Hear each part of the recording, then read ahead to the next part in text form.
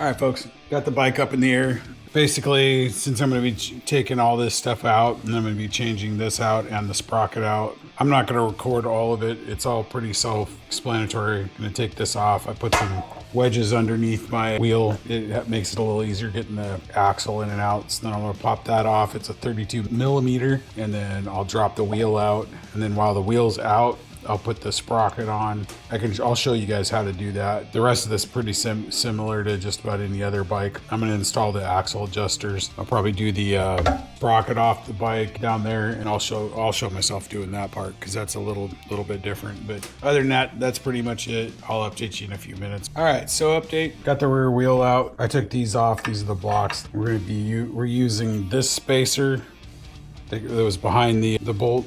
But I'm going to be putting a red bolt on there. Went ahead and cleaned out. It was all disgusting back in there. So I cleaned out the whole inside of the wheel well back there, swing arm. Now I got the wheel down here. But before I change that out, I'm going to go ahead and change these out, which, okay, that's already loose. So I just got to pull these out all the way, because I'm going to put the adjusters in here. None of this stuff other than this washer is going to be going back in here. So, Jesus Christ, that thing is long.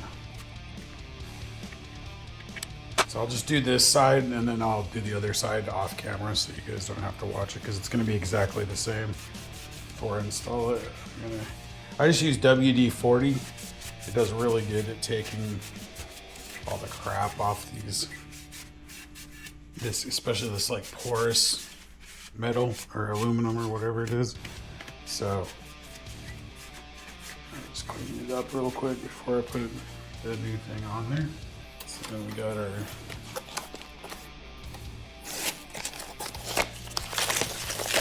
axle adjusters.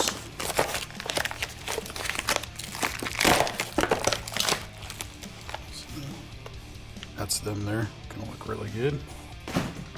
Alright, so let's see. Wow, those are long. Damn. It's gonna look sick though, compared to the other one. Right, well, we want it back so it's out of the way for now, because we got to put the mounting bolts in. All right. So after looking around, I guess we don't use this little thing. I'm assuming that must be for other bikes, because like I know I used something along this line on my Yamaha, but it actually clipped around it because this part was really thin. Here, let me get you over, you can see what I'm doing.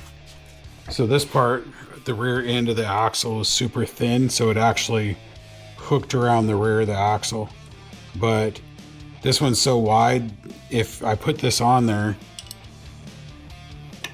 it would just be running into that, like right there, and wouldn't allow me to put it all the way forward. So I'm not going to install it, and then if I find something out different, I'll let you guys know. But I mean, I don't think it's going to go anywhere, because once I put the bolt in here and then put the axle through and it's tightened down, can't really go anywhere. So I took this and I adjusted this axle piece all the way back so that when I put it in here, I can use my Allen wrench. I wouldn't be able to get in there if that was way forward. I need to get some more Loctite. This thing's, I meant to get some off of Amazon today, but I totally forgot.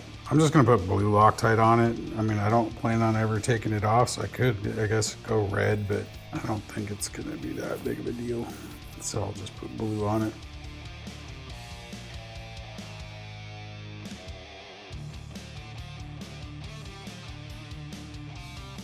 I could almost do it with the ball end, but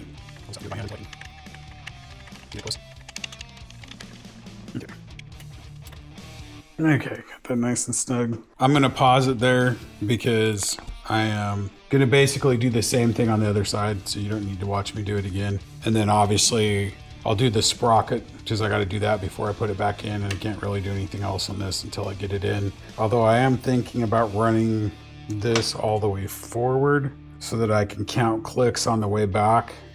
So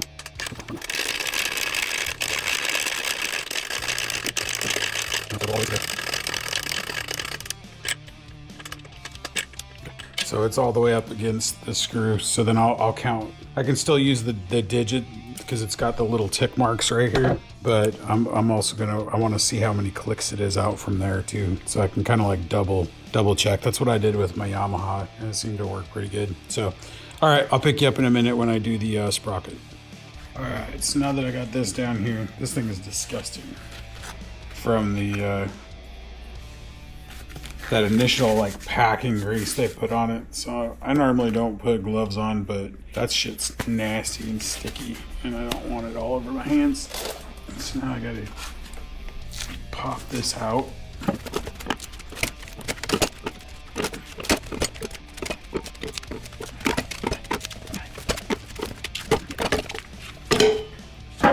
All right. So I gotta take this off. I mean, technically I don't even need to do that unless I want. So just to show you what I'm working with here, the aftermarket one I have, here's the sprocket I'm gonna use. And then I have this aftermarket. But the way this one is set up is you put these on the back like this. And with this setup, you put the bolt in from the top, like so. Like so. So that's how it would look.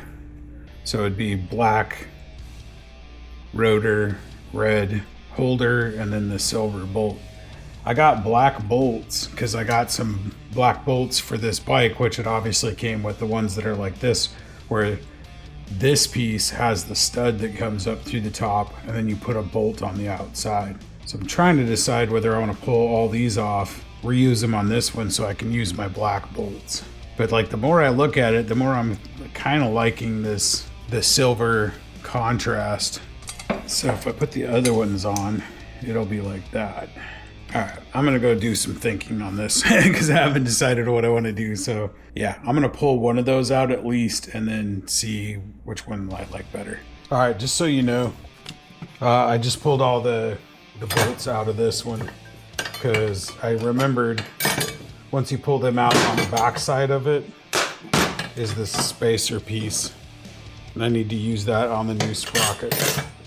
So there's the old sprocket, and we won't be reusing either piece here. So whatever I decide to do, I'll probably put whatever bolts back in there just so I have it as a backup if I needed it for some reason down the line. So anyway, yeah, I'm gonna put that on, and then I'm gonna do put one of each on there so I can try to see how they look. And just wanted you guys to see that part, that once you pull that off on the back side of the sprocket is this retainer ring that needs to be reused. So, but you can see the difference. This is your stock, and then this, which has this, and then I don't know, I'm almost thinking I'm gonna go with the stock ones just because this like has little indent that like sets in there, where if I do this, it's not going to. It's just gonna set on it. It won't be locked in at all. So, all right, I'm gonna look at that and try to figure out what exactly I wanna do. All right, so I decided to reuse the stock studs and then go with the CNC black bolts. I think the contrast looks sick. I put a little bit of, they're just snug down for right now. I put a little bit of lube on there and then around the holes here, and put some on the rubber and everything. So now I'm gonna put this in and slide that in. Yeah, that's gonna look sick as hell. Give me a second, I'm gonna go look up what the torque spec is, and now that I got these set in here, I'm gonna torque these bolts down.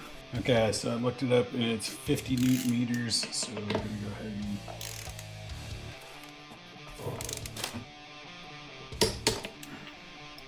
do these in a star pattern.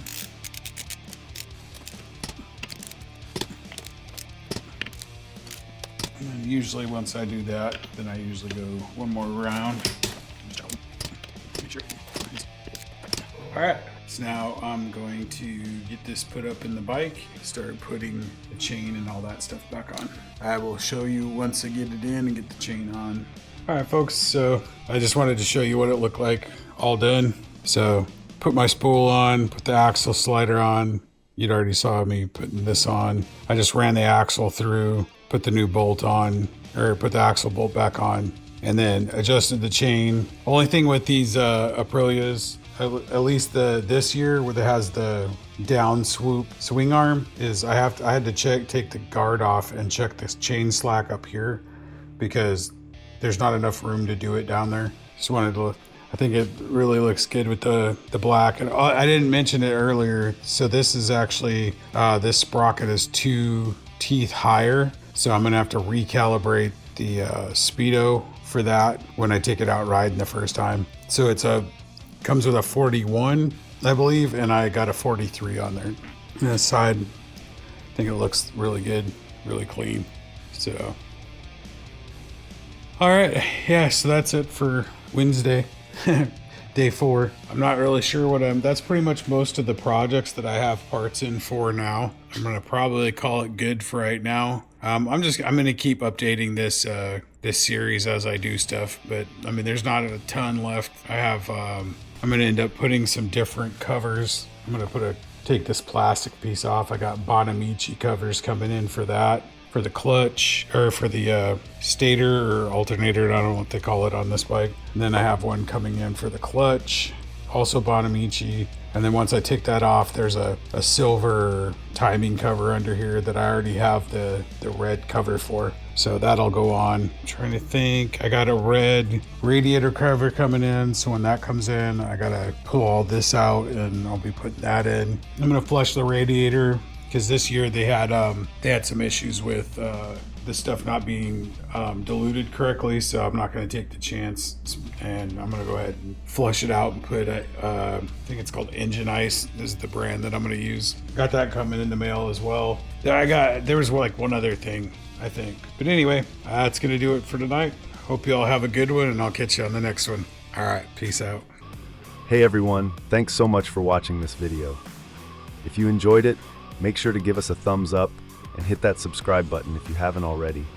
It really helps out the channel and keeps you updated on all our latest content.